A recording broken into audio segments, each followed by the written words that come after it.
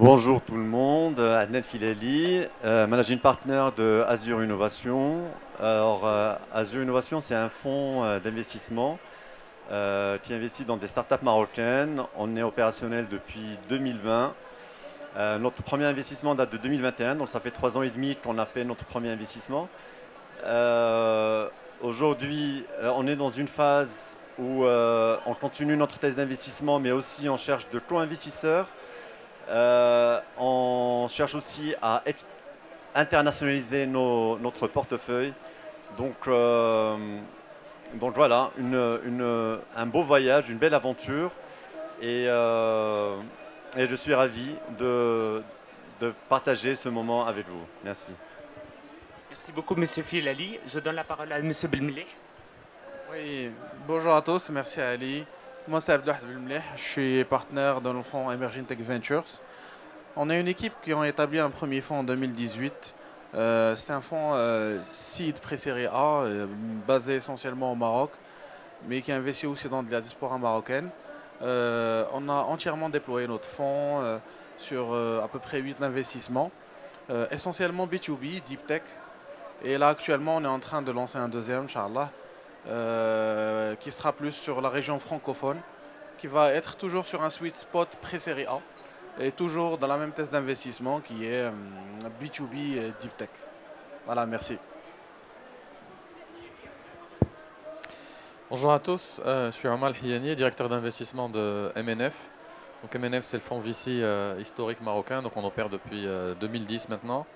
On a géré un premier fonds de 2010 qui a investi de 2010 à 2016.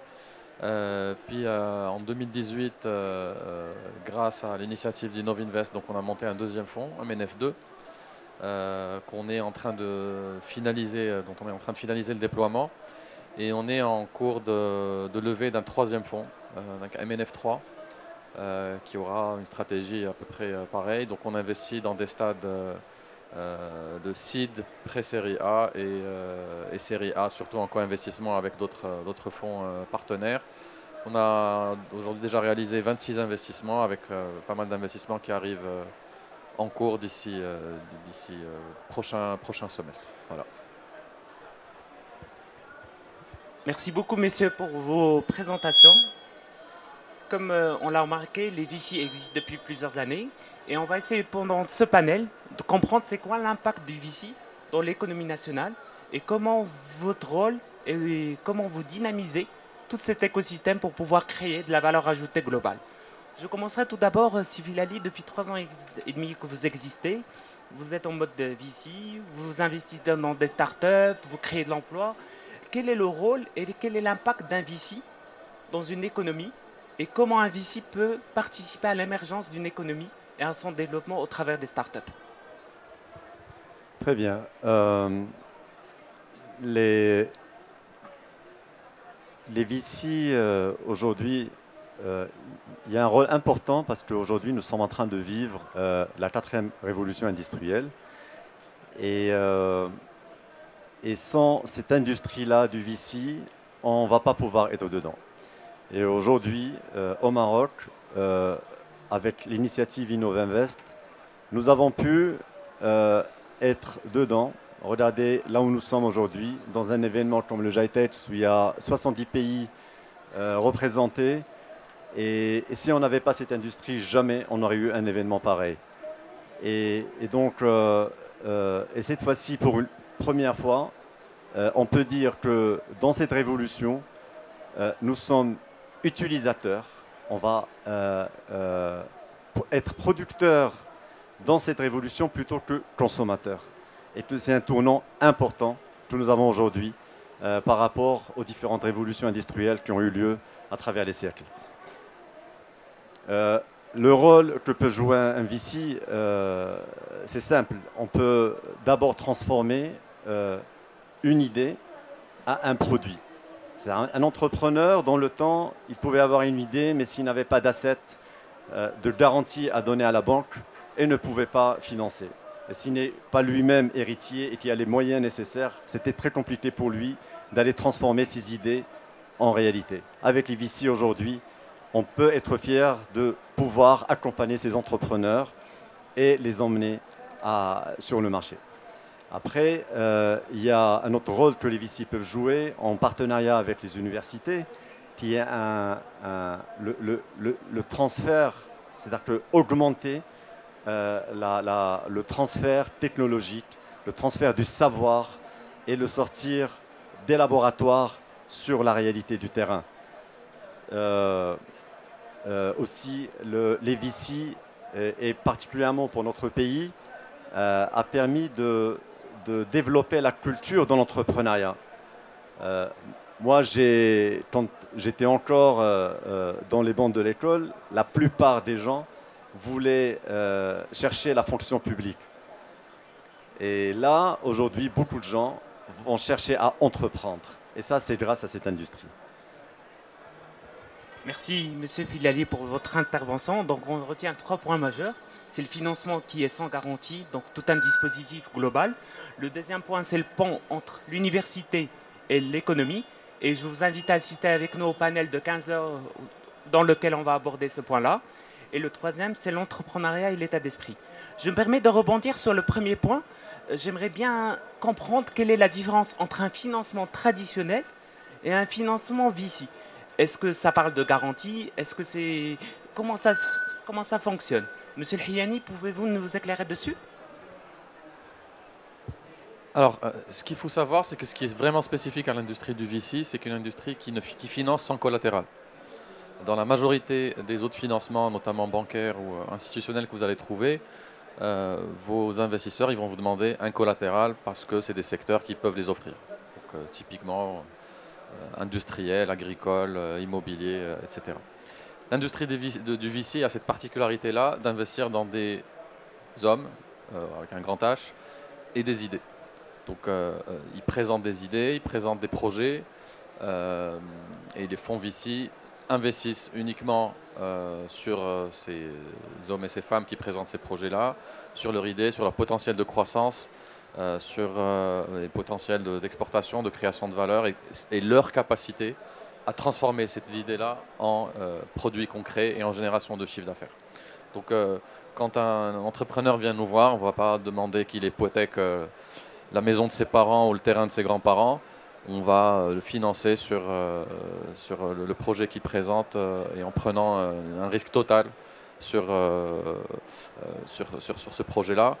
C'est pour ça que ça s'appelle, en français, on parle de capital risque. Et c'est pour ça aussi que c'est la classe d'actifs très probablement la plus risquée au monde.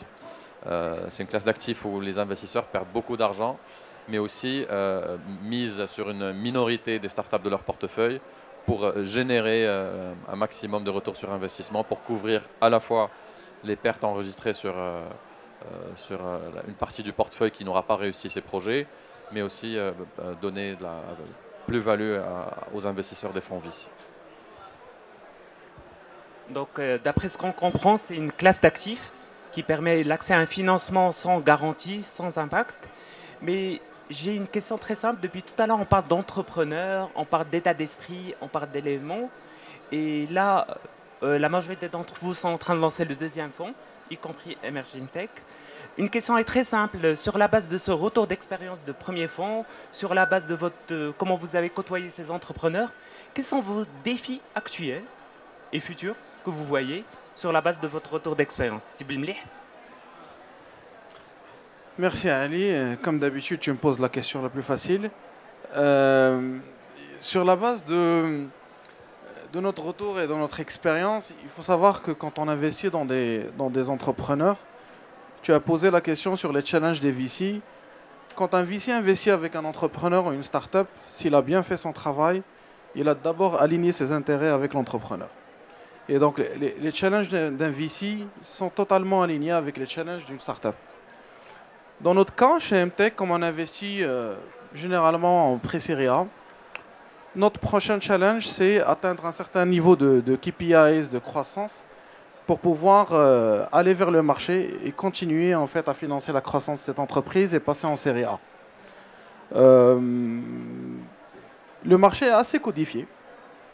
Une série A, on va la faire parce qu'on a un certain nombre, un certain niveau de croissance, un track record client, idéalement diversifié,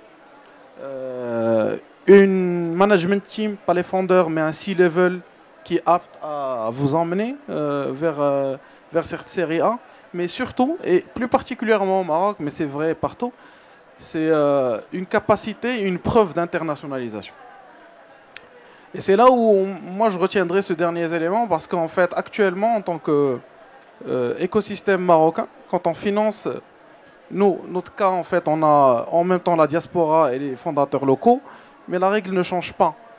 Quand on est marocain, fondateur marocain, on doit absolument arriver en série A avec un client ou deux, un market fit hors Maroc. Malgré la croissance, malgré beaucoup de choses. Parce que actuellement, en vue de l'état de maturité en fait, de notre écosystème, une grande majorité des investisseurs série A sont des internationaux. Et ces internationaux-là, ils vont suivre scrupuleusement et religieusement les critères que j'ai cités tout à l'heure, qui sont assez codifiés et on ne va pas déroger à la règle. Et le Maroc ne fait pas l'exception. Dans le cas où quand on investit dans un fondateur de la diaspora, typiquement basé en Espagne mais qui a des marchés ailleurs, la règle ne change pas. Et donc en fait le principal challenge global, c'est l'internationalisation, en tout cas au stade pré-série A, série A. Et au Maroc, il est encore plus criant. Je dirais que c'est le premier challenge. Alors, si on retient bien, un VC est là pour aider une start-up à se développer, à créer de l'emploi. Et d'où l'intérêt de notre panel aujourd'hui, c'est de voir comment on peut créer cet emploi. Je suppose que vous ne financez pas tout et qu'il y a des rubriques, qu'il y a des choses, où il y a des principes d'utilisation de ces fonds qui sont orientés principalement vers les différentes parties prenantes. Comment un entrepreneur doit structurer sa demande et quelle est l'utilisation globale de ces fonds. Silhiani, si vous pouvez intervenir sur ce point. Alors, ce que je conseille aux entrepreneurs, comme disait Abdelouah, c'est une industrie qui devient assez codifiée. Et généralement, comme vous pouvez imaginer, on examine beaucoup de demandes de financement. En fonction des années, entre 200 et 300 demandes de financement. Donc on parcourt assez rapidement les pitch decks, on doit y retrouver les principaux éléments. Et en général, c'est des choses dans lesquelles peuvent vous accompagner, surtout les structures d'accompagnement. Il y a des cours sur Internet si vous ne voulez pas suivre des cursus d'accompagnement. Mais en gros, on doit trouver le pain auquel vous répondez, donc les problématiques auxquelles vous répondez. Qu'est-ce qu'ils offrent, qu'offrent vos produits pour répondre à ces problématiques-là? Quel est votre business model?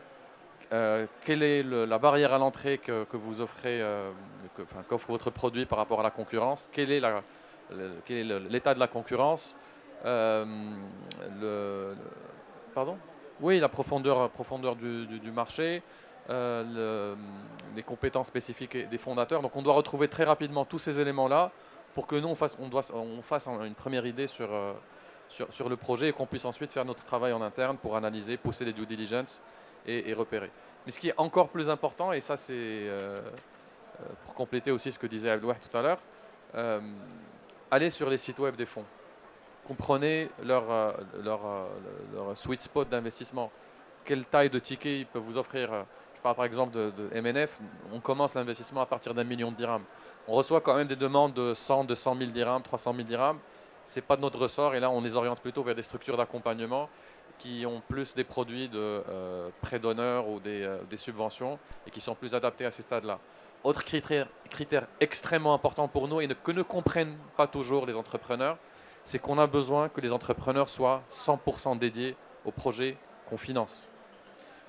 Comme je disais tout à l'heure, on mise tout sur les fondateurs, absolument tout sur les fondateurs. Pour réussir un projet start-up, il faut s'y mettre à 200%. Si vous nous dites que vous n'êtes qu'à 60 ou 70%, ça ne marchera pas. Donc on a besoin que vous soyez 100% focus sur le projet qu'on doit financer, que vous y apportez tout votre temps, toute votre énergie. Et ça, malheureusement, les entrepreneurs n'arrivent pas toujours à comprendre. Ça crée des frictions, ça crée des malcompréhensions. On voit beaucoup d'entrepreneurs qui ont plusieurs projets, qui papillonnent un peu. Mais on a besoin, voilà, comme nous on prend le risque sur eux, eux aussi doivent prendre 100% du risque sur les boîtes qui nous demandent de financer. Donc d'après ce qu'on comprend, c'est que vous prenez du risque. Vous mesurez du risque. En face de ce risque, il doit y avoir une valeur ajoutée. il y a un paramètre dont on n'en a pas parlé depuis tout à l'heure, qui est l'innovation et la création d'emplois, qui sont deux indicateurs très importants dans une économie nationale. Mais la question que je me pose, comment un VC, sachant que vous êtes dans un secteur financier, vous calculez des chiffres, vous faites des calculs mathématiques, vous voyez une intérêt, une rentabilité infâme, vous pouvez impacter cette innovation, créer la dynamique et créer de l'emploi au niveau national. Sylvie Lalif, si vous pouvez intervenir. Très bien. Alors, contrairement à ce qu'on a dans notre culture, cette industrie nous permet de faire des erreurs. Aujourd'hui, quand on investit dans une start-up, une fois on a checké toutes les conditions de marché, ce n'est pas évident que le produit ait un fit avec le marché. Toujours, il y a du fine-tuning. Et donc, ce qu'on permet de faire, c'est de dire à l'entrepreneur, l'accompagner, ce n'est pas grave si jamais tu t'es trompé. Mais c'est important que tu puisses réviser ta copie le plus rapidement possible et rebondir. Et ça, c'est important dans notre culture parce que les Américains qui sont les premiers dans cette industrie-là, ils n'ont aucun problème à faire des erreurs. Tous. Alors que nous, dans notre culture, non. Celui qui fait une erreur, automatiquement, il est casé. Donc c'est important qu'on puisse permettre cette liberté de réflexion, je dirais libération d'énergie. Et puis, on ne change pas grand-chose, c'est juste, il est un peu sous les radars parce qu'il travaille avec des financiers, avec des indicateurs, et donc on va regarder s'il n'a pas été dans son business model. Mais la réalité, c'est le processus normal des choses. Parce que, par exemple, tous les investissements qu'on va faire dans la R&D, dans les universités, eh ben, les chercheurs vont se tromper dans leurs recherches. Juste, on ne le sait pas, parce que c'est un monde un peu plus fermé, qui n'est pas ouvert au grand public, et on ne sait pas s'il y a eu des erreurs, des tests. Et c'est comme ça part pas de l'observation, des hypothèses. On teste la première hypothèse, elle n'a pas marché, on va tester la seconde jusqu'à ce qu'elle puisse marcher. Donc c'est important qu'on apporte cela. Et c'est ainsi qu'on va apporter la véritable innovation. Une innovation qui est capable d'aller sur le marché, de grandir, parce qu'on lui a permis le cadre qui fait qu'elle soit idoine par rapport à ce que demande le marché et qui répond à la problématique qu'on cherche. À côté de ça, bien entendu, tout ce travail-là se fait avec des ressources, donc des ressources humaines. Donc on va permettre à l'entrepreneur de s'entourer, de bien s'entourer. On va l'aider à développer son réseau, que ce soit à travers des sujets purement organisationnels, finances, ressources humaines, systèmes d'information, mais des sujets aussi techniques. On travaille avec des universités, des centres de recherche, ce genre de choses. Donc on va créer de l'emploi. Nous, un exemple, chez Azure, on a quelques années derrière nous, il y a quand même 250 emplois. C'est pas rien. Avec de très jeunes startups. Et s'il n'y avait pas ces financements, elles n'auraient pas pu exister, ces startups-là. Voilà, sur beaucoup d'investissements, avec les process d'investissement, si on tardait de quelques mois, elle aurait fait faillite. Donc l'impact est important. Et aujourd'hui, avec ça, c'est de l'influence du pays. Parce qu'aujourd'hui, encore une fois, on a un événement important, le plus important en Afrique. On a des investisseurs étrangers qui s'intéressent à nous, qui viennent, qui veulent co-investir avec nous. Aujourd'hui, on parle d'un des challenges, c'est d'aller vers l'international. Ben justement, on est dans l'international puisqu'il y a énormément de pays qui sont autour de nous. Donc, on sort de notre coquille, on sort des chantiers battus, on sort des schémas classiques pour aller vers cette nouvelle révolution. Votre réponse m'inspire un proverbe qu'on dit « Une seule main ne peut pas applaudir toute seule ». Donc je suppose qu'un VC tout seul dans un écosystème ne peut pas impacter autant d'emplois, autant de création d'emplois. La question que je me pose, elle est très simple, et je me permets de l'adresser à Emerging Tech, à Sylvie Lalif, en disant comment un VC peut driver un écosystème, le dynamiser, et comment il peut être vecteur de cette innovation et de création d'emplois dans une vision plus globale et transversale. Merci beaucoup Ali pour cette question. C'est une question très importante. Chez MTech, nous pensons que le développement de notre métier et le développement de celui de nos fondateurs passe inexorablement par le développement de l'écosystème. Maintenant, quel écosystème on veut et quel est l'écosystème le plus sain qu'on souhaite avoir pour notre pays? En partant de notre expérience, nous, depuis 2018, on a screené à peu près 1000 entreprises. Un peu plus. On a investi dans 8. Sur les 992, on en a orienté beaucoup vers nos partenaires. Parce qu'ils étaient beaucoup plus pertinents, parce qu'en maturité, en création de valeur, mais aussi en thématique.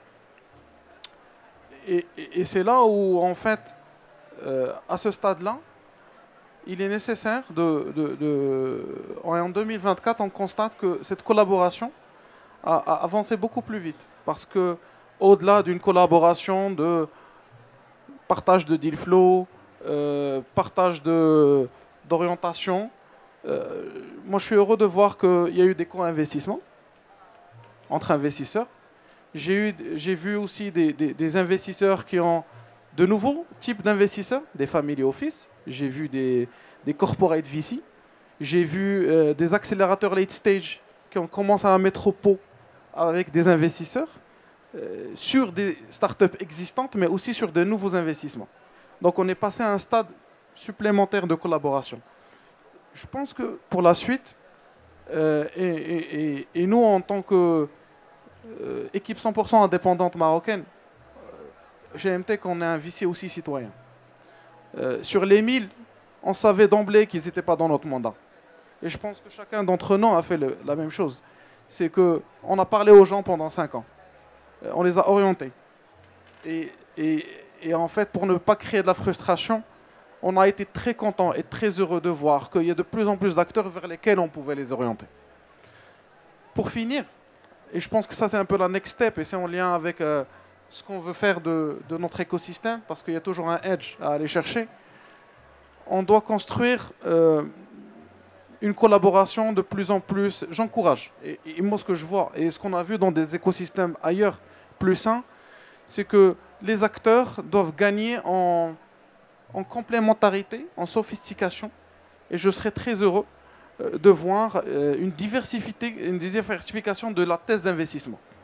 Nous, on est B2B Deep Tech, mais le Maroc n'est pas uniquement B2B Deep Tech. Il y a le B2C, il y a le social, il y a l'impact, il y a le green, il y a l'énergie. Et en fait, plus on va de loin dans notre thèse d'investissement, plus on va loin dans notre capacité à créer de la valeur sur certaines verticales, on va catalyser naturellement le co-investissement. Parce que d'abord, on peut dire que le co-investissement, c'est un partage de risques, mais ça reste un concept purement financier. Nous, on est, et malheureusement ou heureusement, dans notre track record, on n'a pas fait beaucoup de co-investissement parce qu'on ne cherchait pas un partage de risques financiers, on cherchait une additionnalité. Et donc, plus on va voir d'acteurs qui vont se verticaliser sur des sujets qu'on ne maîtrise pas ou sur lesquels on a moins le focus, on sera content de travailler avec eux ensemble. Et ce n'est qu'à partir de ce moment-là qu'on peut construire un pipeline beaucoup plus sophistiqué pour avoir des séries A de qualité et aux standards internationaux, et on va voir que les VC locaux vont commencer à se connecter. Parce que le pipeline, là on a commencé avec la culturation, mais là il faut quand même se muscler un peu, et c'est notre rôle de le faire. Et notre rôle, c'est chacun, de la part de l'ADN de son équipe, d'où il vient, va commencer à se raffermir sur certains sujets. Nous, on a choisi un combat B2B Deep Tech, mais ce n'est pas le seul combat de gagnant. Avant de clôturer ce panel, j'aimerais bien, si vous avez un message à adresser à l'écosystème, que ce soit d'un point de vue VC, entrepreneur, en une phrase, quel est votre message que vous aimeriez transmettre pendant cette journée? Entreprenez, tout simplement. Allez jusqu'au bout de vos idées. je dirais, le voyage vaut la peine. Voilà. L'enjeu vaut la chandelle. Il faut aller